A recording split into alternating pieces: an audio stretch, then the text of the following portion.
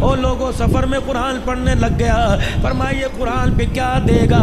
فرمایا جب مرنے کا وقت آتا ہے ادھر موت کا جھٹکا لگتا ہے, ادھر غسل دیا جاتا ہے, یہ قرآن کفن سینے کے درمیان میت کے چھپ جاتا ہے.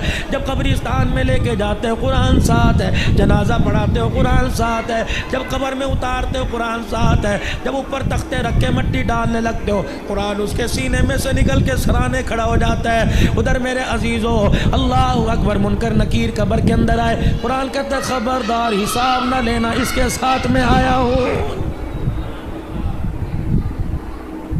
فرشتے کہتے ہیں ہم بھی تو اللہ کے حکم سے آئے. 2 منٹ ٹھہرو, جب تک میں آ کے ہاں نہ کوئی اس کو ہاتھ نہ لگانا.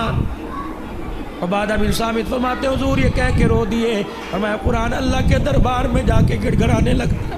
کہتا اللہ تیرا مہمان آج ہی قبرستان میں آیا ہے. فرشتے اسے ڈرا رہے, اللہ اپنے فرشتوں کو واپس بلا لے, میں گواہی دیتا ہوں مجھے پڑھا کرتا تھا. اللہ فرماتے ٹھیک ہے.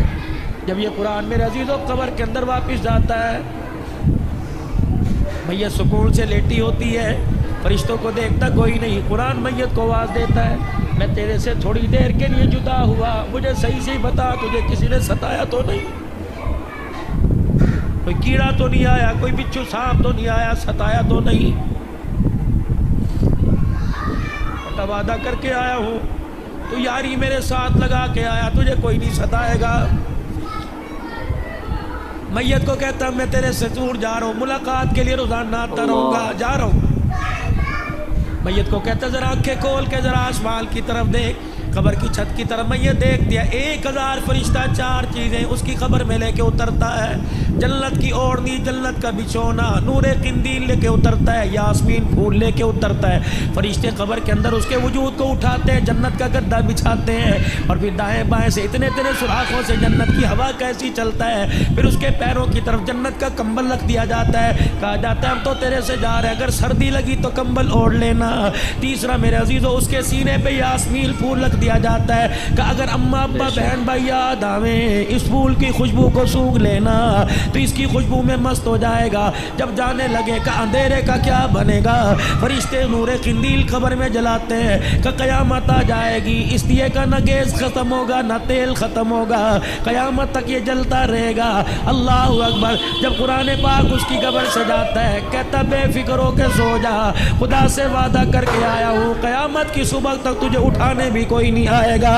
حدیث پاک میں آیا پھر قرآن روزانہ میت کے گھر میں آتا ہے. اگر بیوی نے برقع اوڑھ لیا, بچی مدرسے میں داخل ہو گئی, بیٹے نے قرآن پاک پڑھنا شروع کر دیا, تو یہ اللہ کا قرآن میت کو جا کے خوشخبری سناتا ہے اور کہتا ہے تیری اولاد سنبھل گئی, تجھے مبارک ہو, تو لیٹا رہے, کھاتا تیرا کھلا رہے گا. فرمایا اگر اولاد بگڑ گئی, بچے سنو کر ڈبو پہ چلے گئے, بیوی سلائی مشین پہ چلی گئی, بیوی کے سر سے دوپٹہ اتر گیا, قرآن ایسی خبریں جا کے میت کو نہیں بتاتا, اس کا دل دکھے گا. صحابہ کہنے لگے یا رسول اللہ پھر کیا ہوتا ہے؟ فرمایا گھر کی بے برکتی کو دیکھ کے قرآن گھر والوں کے لیے روزانہ دعا کرتا ہے. اولاد بے وفا, مال بے وفا, کاروبار بے وفا, خاندان بے وفا. او لوگوں تمہیں کس نے کہہ دیا خدا کا قرآن بے وفا ہے؟ قیامت کے دن عرش عظیم کا مالک اعلان کرے گا کہاں ہیں لوگ قرآن والے؟ فرشتوں کو اعلان ہوگا اور میرے فرشتوں جاؤ قرآن والوں کو تلاش کر کے لاؤ. پروردگار عالم کے حکم پہ فرشتے قدم اٹھائیں گے, فرشتے مڑ مڑ کے دیکھیں گے کیا ہوا, یا اللہ قرآن والوں کو تلاش کر کے لائیں, ان کی نشانی کیا, یا اللہ کون سا ٹائٹل, کون سی نے شیلڈ ملی, یا اللہ کون سا اس کا حصہ نور کا چمک رہا, یا اللہ ماتھا چمک رہا, ہاتھ پیر چمک رہے, یا اللہ جس سینے میں قرآن تھا وہ چمک رہا ہے. الہ العالمین. یا تو حضرت آدم علیہ السلام سے لے کر جناب کالی کملی والے محمد عربی صلی اللہ تعالی علیہ وسلم کی ساری امتیں کھڑی ہیں, الہی تیرے قرآن والے کون ہیں؟ سنو اللہ فرماتے ہیں او فرشتوں, میدان محشر میں جتنے مرد اور بوڑھے بچے کھڑے ہیں ہر ایک کے منہ کو سونگتے رہو, جس کے منہ سے مجھ کو عنبر کی خوشبو آ رہی ہے وہی میرا قرآن والا.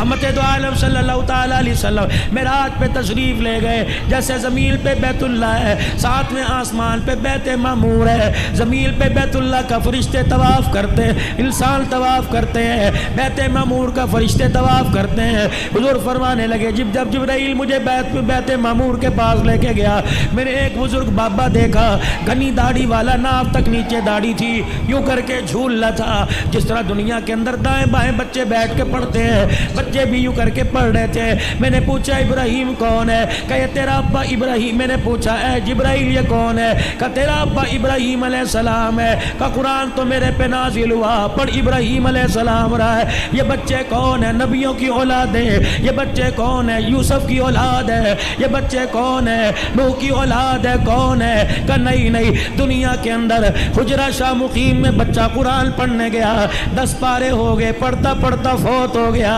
ابا کہتا کاش قرآن کا حافظ بن جاتا. جا محمد اس دنیا کے اندر جا کر اس کے باپ کو مبارکباد دینا جو بچہ قرآن ادھورا چھوڑ کے آیا، 7ویں آسمان پہ ابراہیم انہیں قرآن کا حافظ بنا رہا.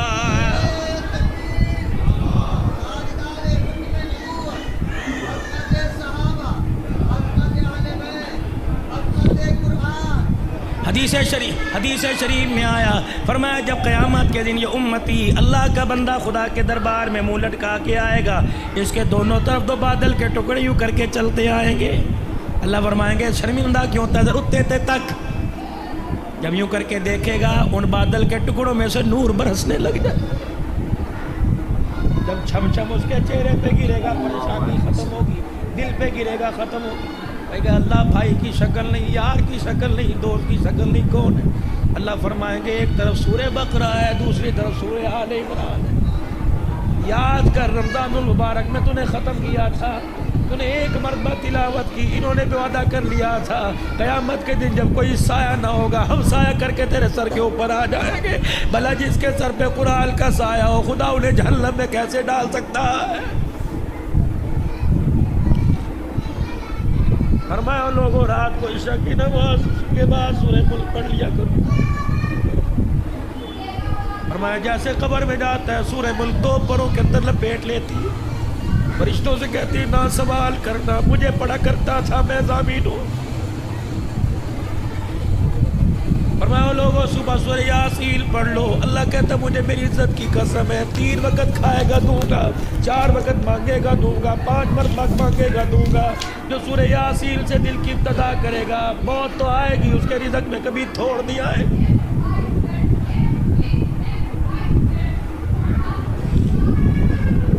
حضرت عثمان ذیشان رضی اللہ تعالی عنہ کہاں جا رہے ہیں؟ جناب عبداللہ بن مسعود کے پاس. علی بچہ کوئی نہیں بچیوں والا، عبداللہ بن مسعود کے پاس گئے. اللہ تیرے پہ رحم کرے، کچھ تو کر لیا ہوتا، کچھ تو کما لیا ہوتا. اشرفیوں کی تھیلی دی، کہنے میری طرف سے بچوں کو دے دے کام آئے. تھیلی جھولی میں ڈال دی. کہ تیری تھیلی کا کیا کرنا، جو مجھے رسول اللہ نے تحفہ دیا وہ میں نے بچوں کو دے دیا. میں نے اپنے بچوں کو سورہ واقعہ یاد کرا دی. میں نے کہا میرے بچوں مغرب کی نماز کے بعد تلاوت کرنا.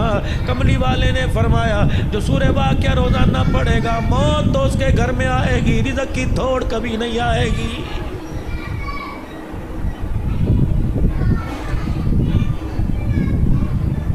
وَنُنَزِّلُ مِنَ الْقُرْآنِ مَا هُوَ شِفَاءٌ. وظیفہ لے لو.